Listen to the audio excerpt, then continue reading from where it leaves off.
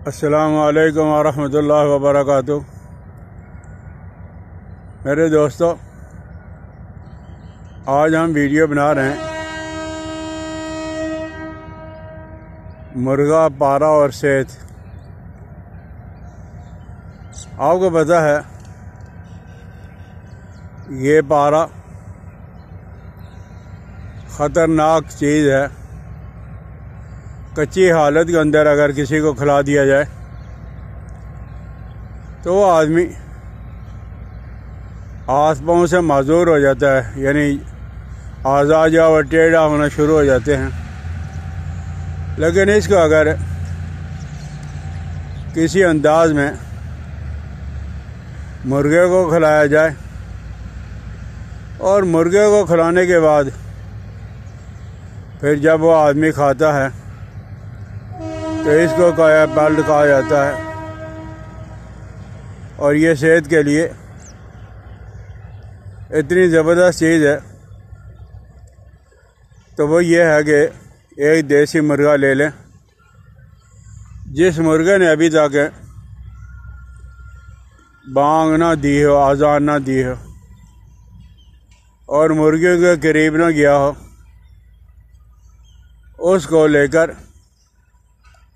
2 چیڑے آپ نے اس کو صبح کھلانے ہیں اور آدھا ماشا پارے کو جیسے مرضی کھائیں، مرضی کھلائیں، اس کی کجلی بنا لیں یا ویسے ہی کھلا دیں جیسے کھلا سکتے ہو۔ اور 2 ہی چیڑے رات کے وقت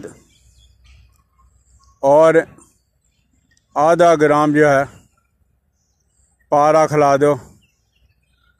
اب یہ آپ نے 40 دن سے 50 دن تک کرنا ہے۔ اس کے بعد آپ نے مرغا کو ذبح کر لینا ہے، ذبح کر کے علائق سے پاک کر کے، یعنی صاف ستھرا کر کے، تو آپ نے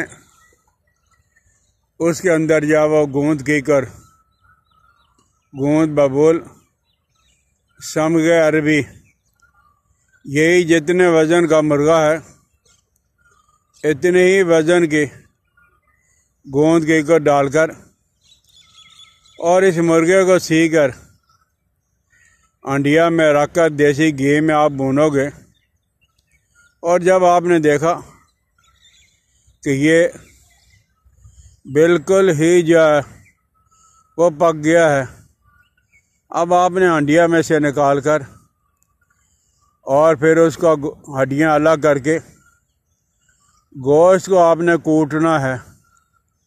اتنا کوٹو، اتنی ضربیں لگاؤ، جس کو کہا جاتا ہے نا 1.25 لاکھ چوٹ لگانا، یعنی زیادہ مقدار کے اندر کوٹ کر اور اتنی مقدار کا شہد آپ نے گرم کر لینا ہے۔ گرم کر کے تو اس کے اندر ڈال دینا ہے۔